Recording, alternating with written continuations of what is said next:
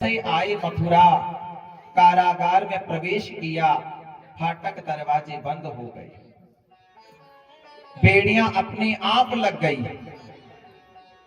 पहरेदार जाग गए और कन्या ने रोना शुरू कर दिया। जैसे उस कन्या ने रोना शुरू किया, पहरेदार सोचे रे आठवां हो गया, आठवां हो गया। सब दौड़े दौड़े गए, महाराज महाराज महाराज, आठवें का जन्म हो गया, आपके काल का जन्म हो गया। कंस ने कहा क्या आठवां आ गया? दौड़ा दौड़ा दरवाजे को नहीं जाकर के खिड़की को दरवाजा समझ करके गया, टक्कर लगी माथे में। फिर भाग करके कारागृह में गया। देवी की मैया उस कन्या को स्तनपान करा रही थी, उसने छीन लिया। उसने कहा भैया ये तो कन्या है। तो कहा पता नहीं कन्या कौन से समय महाराज बालक बन जावे, मैं रिस्क नहीं लूंगा। और जैसे उस बालक को उठा करके शिला पर पटकने वाला था, वो छूट करके आकाश में चली गई और अष्टभुजाधारी भद्रकाली के रूप में प्रकट हो गई। बोले जगदम्बा मात की जय हो।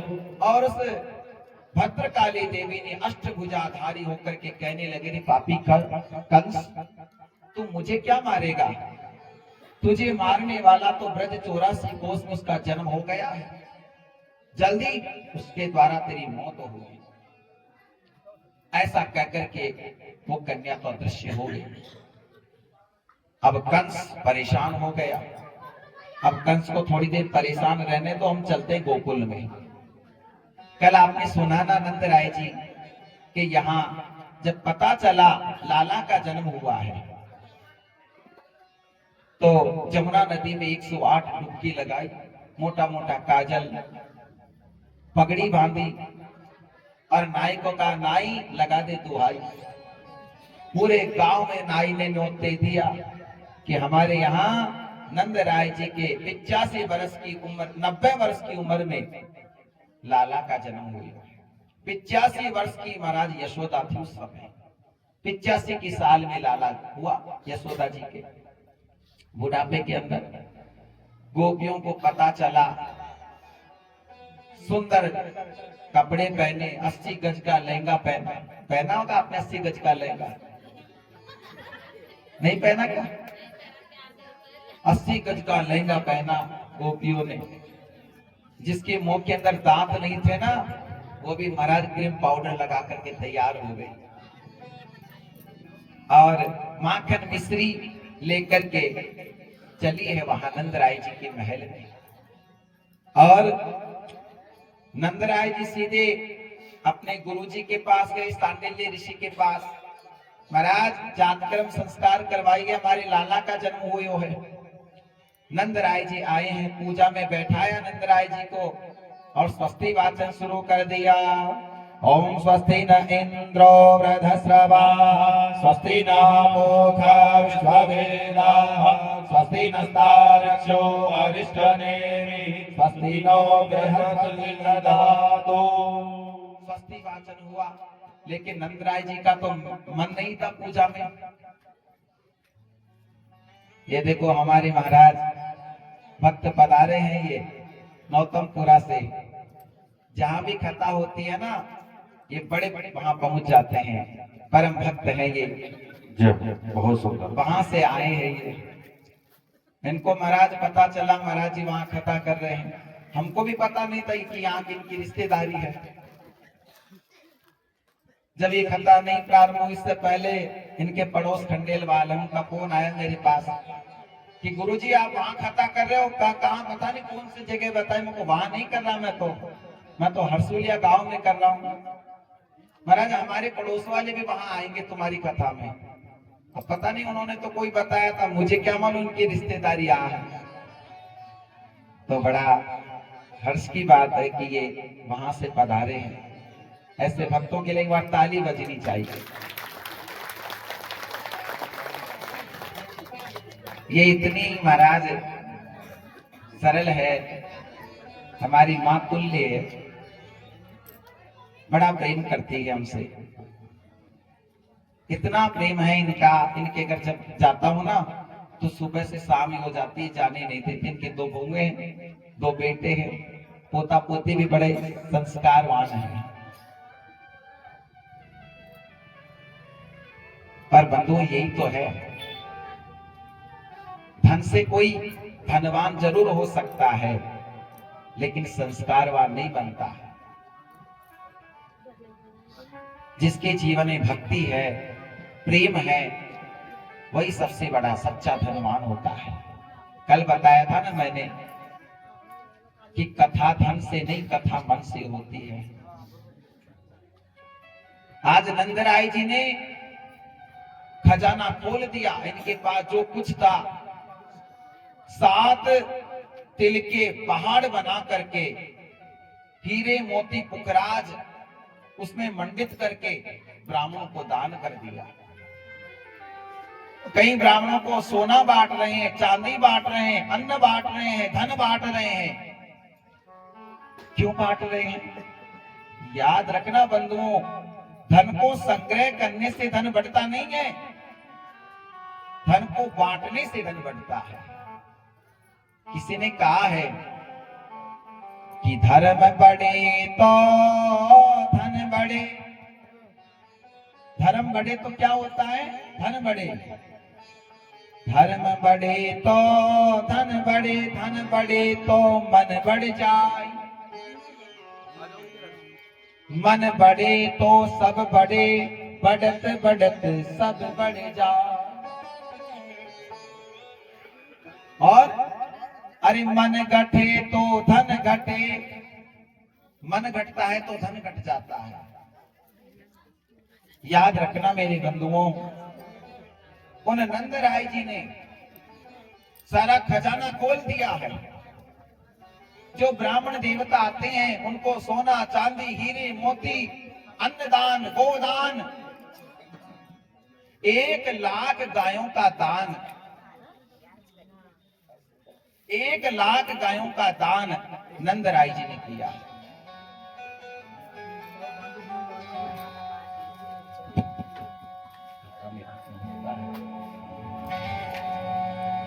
पूज्य महाराज जी का स्वागत हो रहा है, तब तक आइए बधाई के साथ आनंद लेंगे।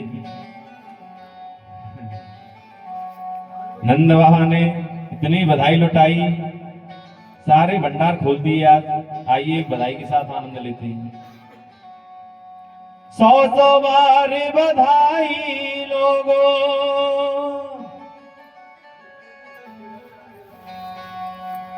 100 बार बधाई भक्तों, यहाँ लाखों बार बधाई। नंद जू के अंगना में बज रही आज बधाई। ओ नंद जू के अंगना में बज रही आज बधाई। अंगना में बज रही आज बधाई।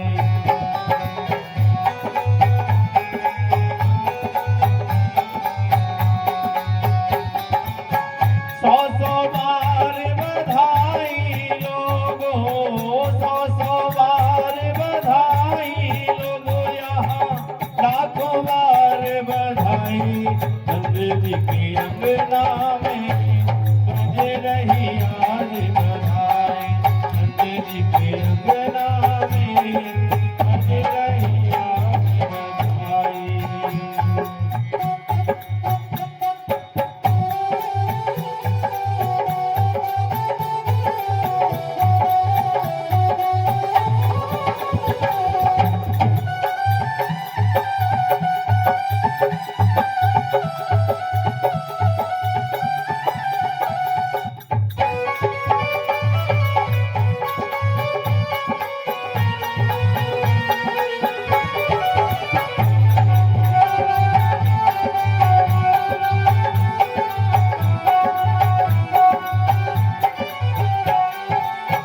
चमत्कार सा हो गया लोगों, हो गई बात निराली। चमत्कार सा हो गया लोगों, हो गई बात निराली।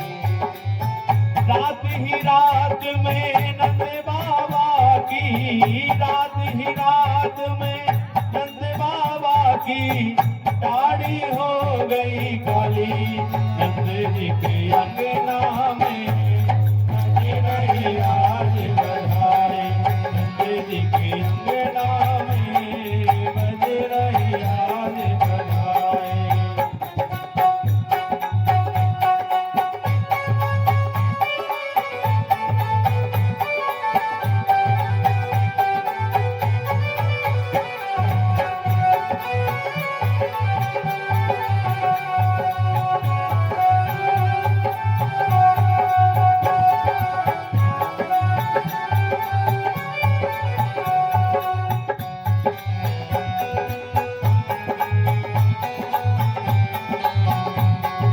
जय हो, काली सेवा करते हैं। श्री राधे। ना जाने किस ऋषि मुनि ने धागा आज लपेटा, ना जाने किस ऋषि मुनि ने धागा आज लपेटा। नंद भवन अनहोनी हो गई, नंद भवन अनहोनी हो गई, बेटी हो गया बेटा, नंद जी के अंगना में बज रही आज बधाई, नंद जी के अंगना में बज रही आज बधाई। बधाई हो लाला की बधाई, बधाई हो बधाई हो लाला की बधाई हो, बधाई हो बधाई हो बधाई हो, बधाई हो बधाई हो लाला की बधाई हो, बधाई हो बधाई हो लाला की बधाई हो। बधाई हो बधाई हो बधाई हो बधाई हो लाला की बधाई हो बधाई हो बधाई हो लाला की बधाई हो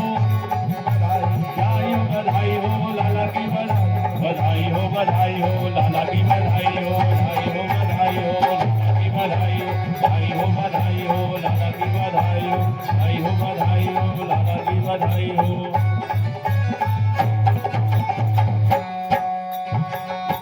बोले नंद के लाला की की जय जय हो जय। श्री राधे।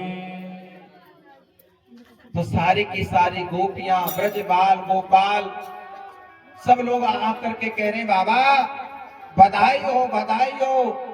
अरे तेने बढ़ाई के बुढ़ापे के अंदर लाला जायो। सब यशोदा को कहने लगे अरे यशोदा बधाई हो।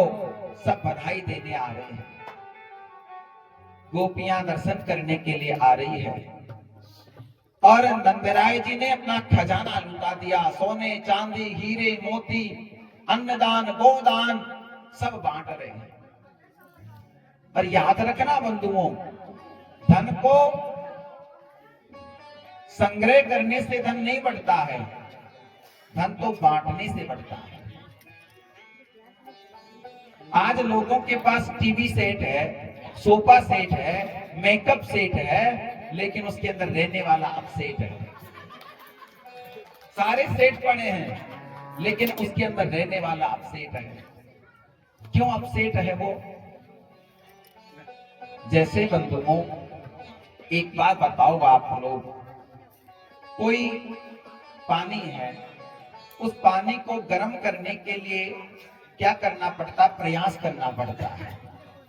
गैस चालू करके इसमें रख करके पानी को गर्म किया जाता है। लेकिन मुझे बताओ पानी को ठंडा करने के लिए क्या करना पड़ता है? अरे उतार दो नीचे, अपने आप हो जाएगा वो तो। बर्फ क्यों डालोगे तुम? हाँ ये बात भी सही है। हम लोग क्या करते हैं, पानी को गर्म करने के लिए तो प्रयास करते हैं, लेकिन हम सोचते हैं कि पानी ठंडा करें। लेकिन पानी ठंडा कब होगा? जब आप उसको गैस से उतारोगे, नीचे तो चूल्हा चतरा है और आप उसमें बर्फ डालोगे, बताओ ठंडा होगा क्या? बर्फ डालोगे तो ठंडा होगा क्या? पानी नहीं होगा। आप उसमें गर्म पानी हो रहा है और उसमें बर्फ डाल दो, बताओ वो ठंडा हो जाएगा क्या? नहीं होगा ना। ठंडा करने के लिए कि प्रयास कुछ नहीं करना, बस हमको प्रयास करने की जरूरत ही नहीं है। उस चूल्हे पर रखा जो पानी की डेगची है, भगोनी है, पात्र है ना, उसको उठा करके नीचे रख दो, अपने आप ठंडा हो जाएगा। हो जाएगा ना। बस यही बात हमको सीखनी है। हम क्या करें, अंदर हमारे अंदर काम की आग जल रही है, क्रोध की आग लग रही है, मोह की आग लग रही है, एक दूसरे को नीचा दिखाने की आग जल रही है, तो बताओ हमको शांति मिलेगी क्या? नहीं मिलेगी ना शांति।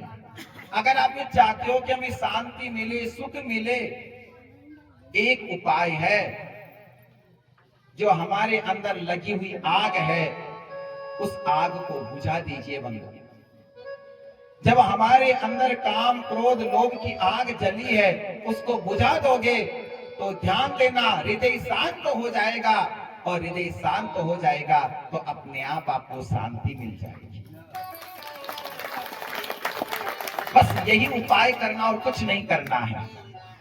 लेकिन हम लोग आग जला रखे अंदर, काम भाव की, क्रोध की, लोभ की, मोह की, ईर्ष्या की, छल की, तो बताओ जब तक वो आग ठंडी नहीं होगी तब तक हमको शांति मिलेगी नहीं। चाहे आपके पास TV set, sofa set, makeup set पड़ा हो, लेकिन शांति नहीं मिलेगी। शांति तभी मिलेगी जब इस आग को बुझा दोगे आप। और आज नंदराय जी ने वही काम किया है। सब लुटा रहे हैं नंदराय जी, खजाना खाली कर दिया है। 1,00,000 गायों का दान किया नंदराय जी ने।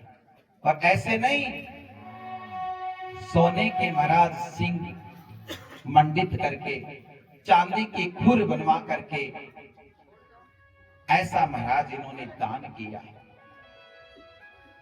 बड़े उत्सव मनाया। कैलाश में शिव जी को पता चल गया तो भोलेनाथ भी उस महोत्सव को देखने के लिए आते हैं। जब जब भगवान का अवतार होता है, भोलेनाथ दर्शन करने के लिए आते हैं। जब भगवान श्री राम जी ने त्रेता युग में अवतार लिया तो भोलेनाथ दर्शन करने के लिए आए। और आज द्वापर में भगवान कृष्ण का अवतार हुआ, तब भी भोलेनाथ दर्शन करने के लिए आते हैं। भोलेनाथ ने जोगी का रूप बनाया और जोगी का रूप बना करके वहां पहुंचे यशोदा रानी के महल में। अलग निरंजन करते करते आए। यशोदा मैया पालने में लाला को सुला रही थी। यशोदा मैया ने देखा कि कोई बाबा जोगी आया है, तो हीरे मोती भरा एक थाल के अंदर अन्न रखा, और वो दोनों थाल लेकर के आई और कहने लगी, महाराज जी, आप जैसे संतों की कृपा से मैंने यहाँ 85 वर्ष की उम्र में लाला जायो है। आप लोगों के आशीर्वाद से लो महाराज। भोलेनाथ कहने लगे, देवी यशोदा, हम तो दर्शन करने के लिए आए हैं। अब यशोदा ये समझ गई कि ठाकुर जी का दर्शन करने के लिए आए। इन्होंने कहा, बाबा दर्शन करना तो चलो, वो दूसरा मोहल्ला है ना, वहां पर शंकर जी का मंदिर है, वहां दर्शन करो, यहाँ का मंदिर है। भगवान कहने लगे, मंदिर तो यही है तेरे घर में ही। कहा, कौन? अरे यशोदा, मुझे तेरे लाला को दर्शन करा दे।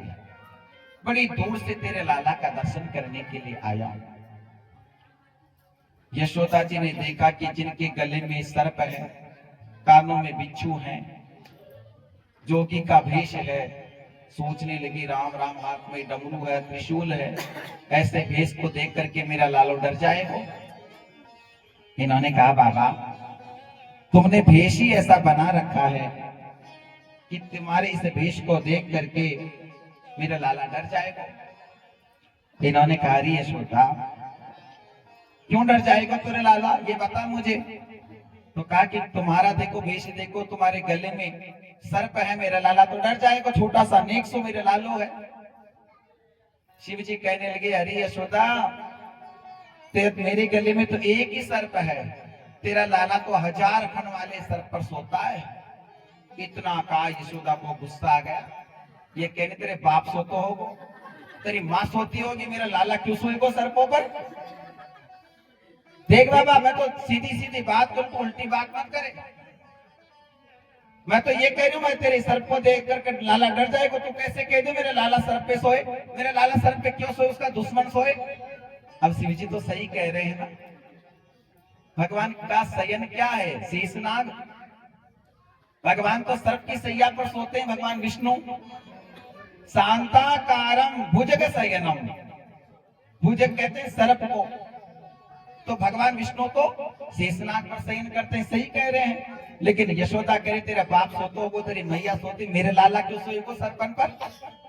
देख लाला, देख बाबा, मैं राजी राजी तुझे भिक्षा दे रहा हूं, तू ले और अपने रास्तों नाप, नहीं तो ये भी नहीं मिलेगा।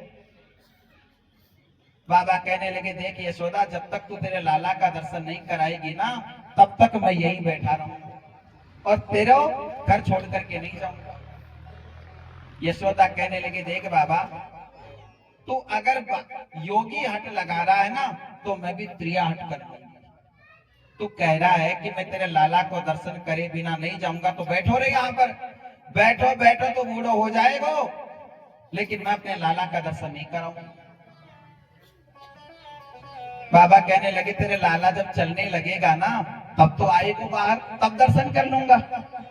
भाई जब चलना सीखेगा तब तो इसी आंगन से आएगा ना। यशोदा जी कहने लगे अगर बाबा ऐसी बात है तो मुझे पीछे को दरवाजा खोलना पड़ जाए, लेकिन तो दर्शन नहीं करूंगा। अब तो महाराज शिव जी सोचने लगे कि भैया माता तो बड़ी हट्टी है। ये कहने लगी माँ तो माँ होती है, दया करती है, तुम इतनी हट क्यों कर रही हो? यशोदा कहने लगी मैंने भी सुना संत तो बड़े दयालु होते हैं, तुम हट क्यों कर रहे हो? संत तो दयालु होते हैं ना, तो तुम इतनी जिद्दी क्यों कर रहे हो? इतने जिद्दी महात्मा है वो तुम। शिव जी सोचने लगे शायद मेरे भजन में कमी है, तभी तो प्रभु दर्शन नहीं दे रहे हैं ना। तो बोले बाबा तुरंत बाहर आ गए। बाहर एक पीपल का पेड़ था, वहां करके बैठ गए। स्वीकार कर दिया। तो बाहर बैठ गई पीपल के पेड़ के।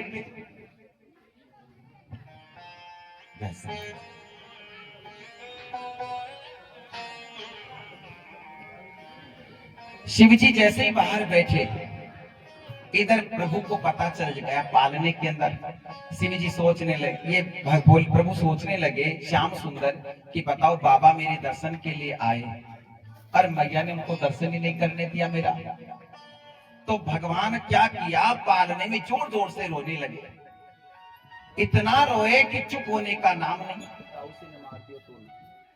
अब इतने रोए प्रभु कि चुप होने का नाम नहीं। अब सारी की सारी गोपियां आने लगी, कहने लगी बाबा, सब कहने लगी बहन यशोदा ये क्या हो गया, तेरे लाला रोए रोए क्यों जा रहा है? इन्होंने कहा पता नहीं, अभी तो ठीक था, पर मैं देख रही हूँ अभी पालने में अचानक रोना शुरू कर दिया।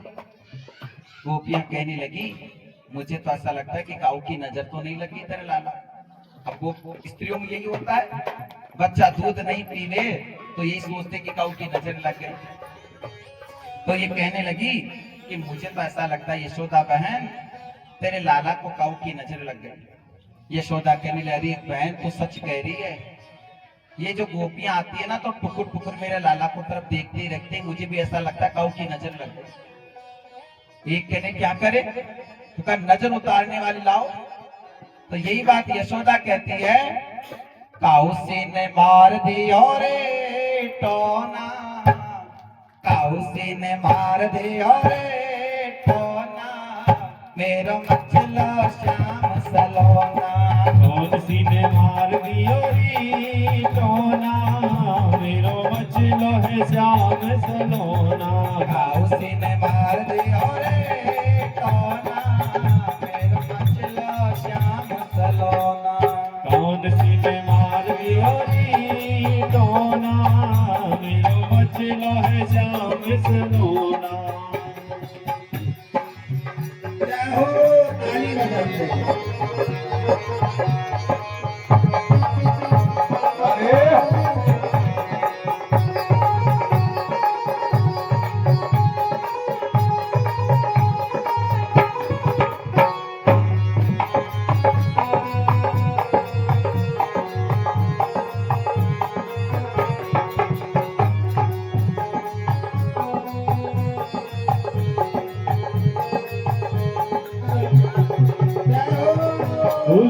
आई मैंने दियो नया के माथे बीच के कोना